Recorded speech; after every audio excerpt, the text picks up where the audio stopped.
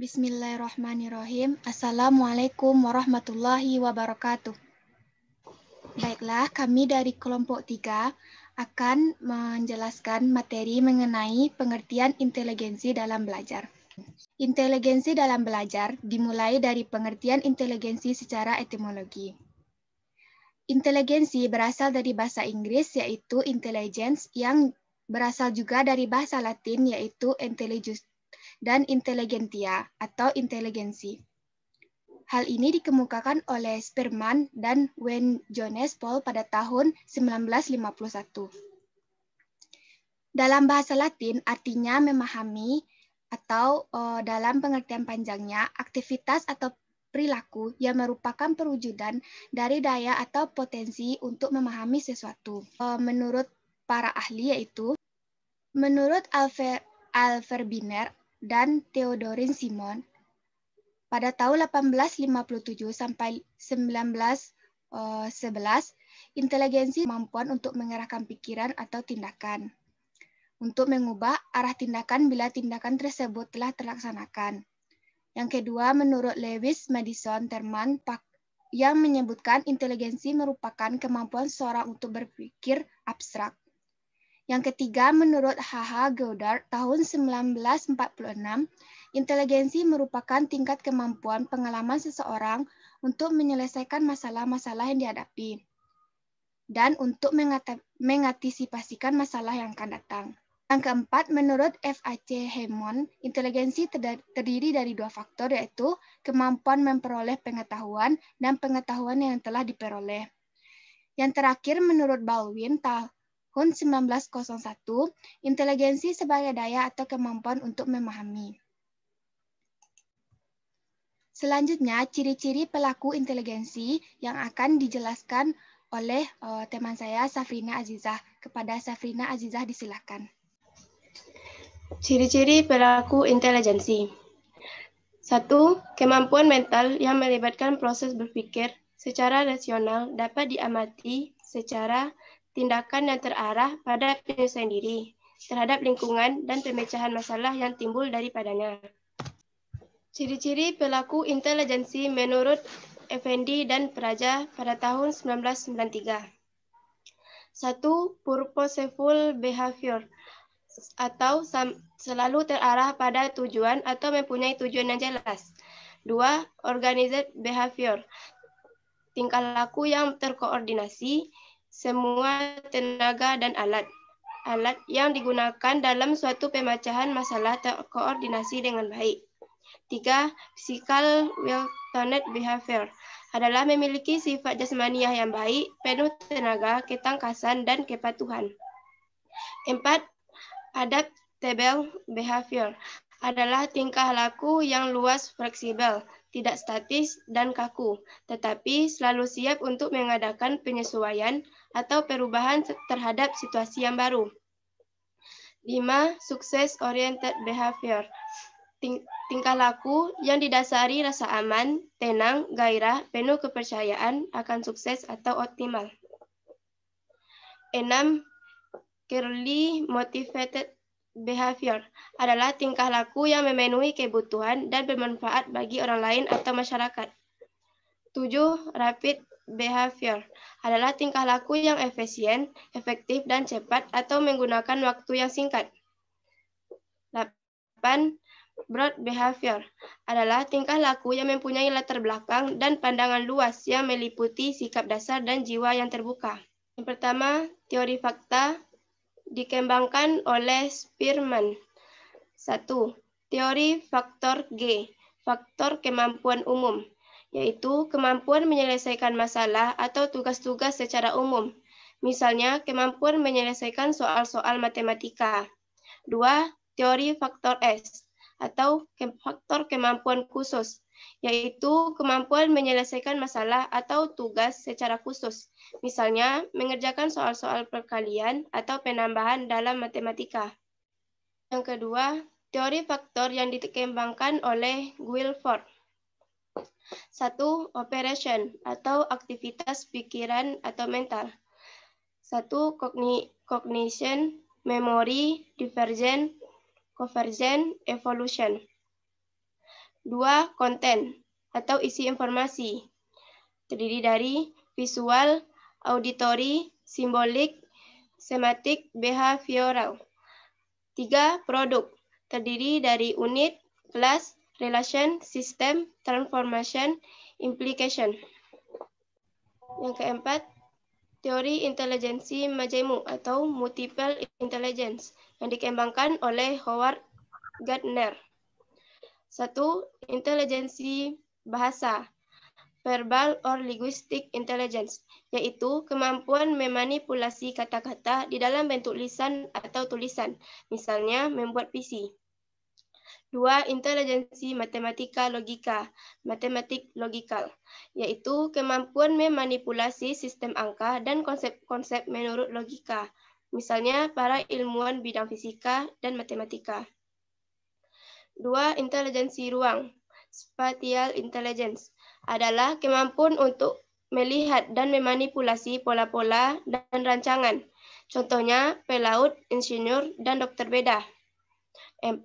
Intelijensi musik, musical intelligence, adalah kemampuan memahami dan memanipulasi konsep-konsep musik, contohnya intonasi, irama, dan harmoni.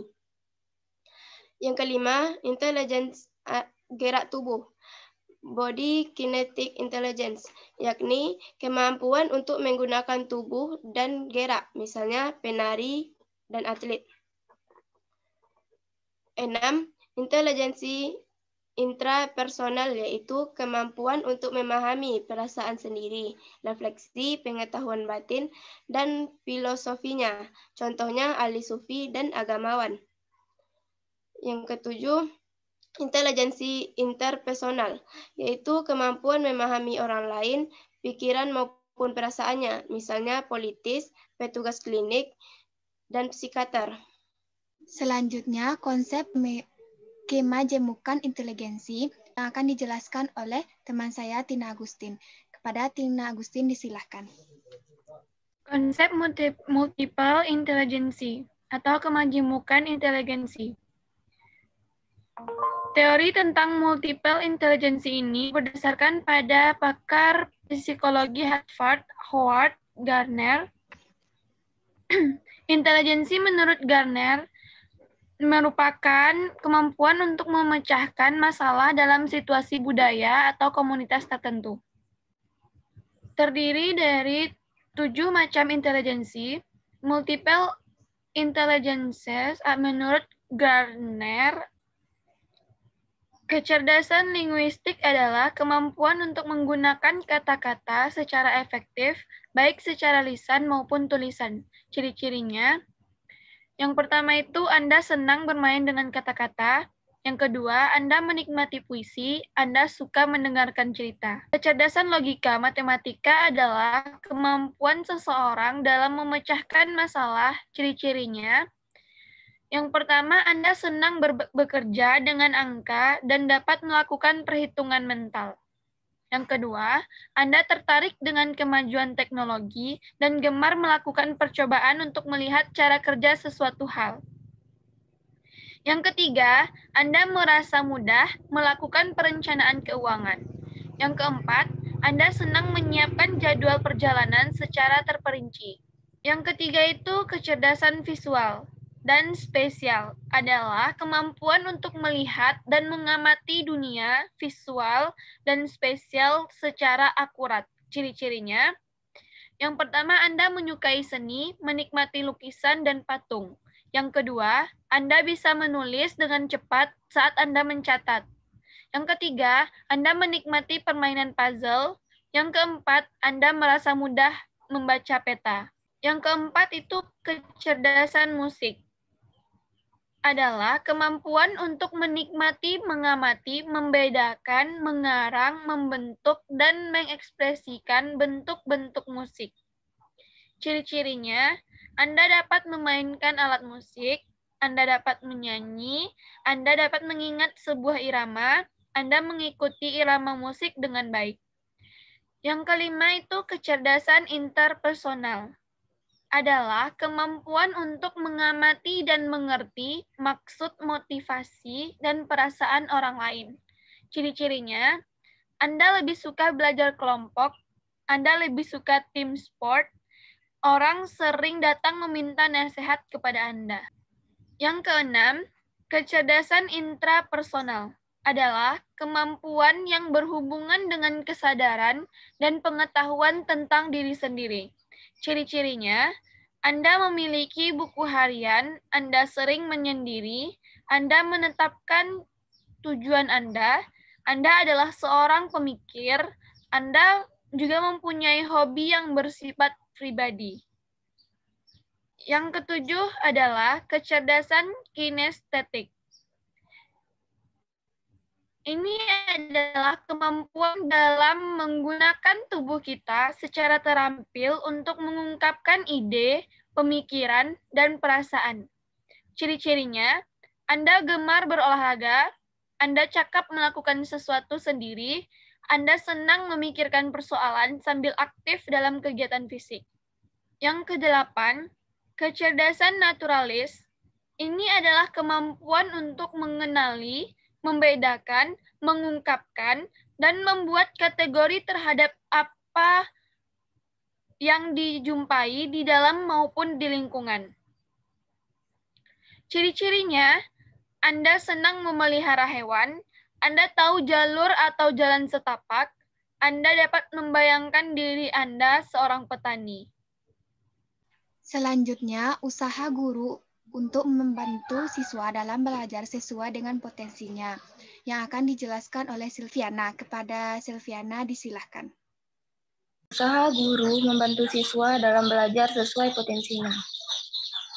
Yang pertama, mendidik dengan titik berat, memberikan arah dan motivasi pencapaian tujuan, baik jangka pendek maupun jangka panjang. Yang kedua, memberi fasilitas pencapaian tujuan melalui pengamalan belajar yang memadai. Yang ketiga, membantu perkembangan aspek-aspek pribadi seperti sikap, nilai-nilai, dan penyesuaian diri. Demikianlah dalam proses belajar mengajar. Guru mampu menciptakan proses belajar sedemikian rupa sehingga dapat merangsang siswa untuk belajar aktif dan dinamis dalam menciptakan tujuan. Yang keempat, mengaitkan antara materi yang diajarkan dengan situasi dunia nyata siswa, yang mendorong siswa membuat hubungan antara pengetahuan yang dimilikinya dengan penerapan kehidupan sehari-hari. Yang kelima, menekankan partisipasi aktif siswa untuk menentukan makna dan menciptakan kaitan materi dengan kehidupan sehari-hari. Presentasi dari kelompok 3, kami mohon maaf jika ada kesalahan dalam penyampaian. Akhir kata, wassalamualaikum warahmatullahi wabarakatuh.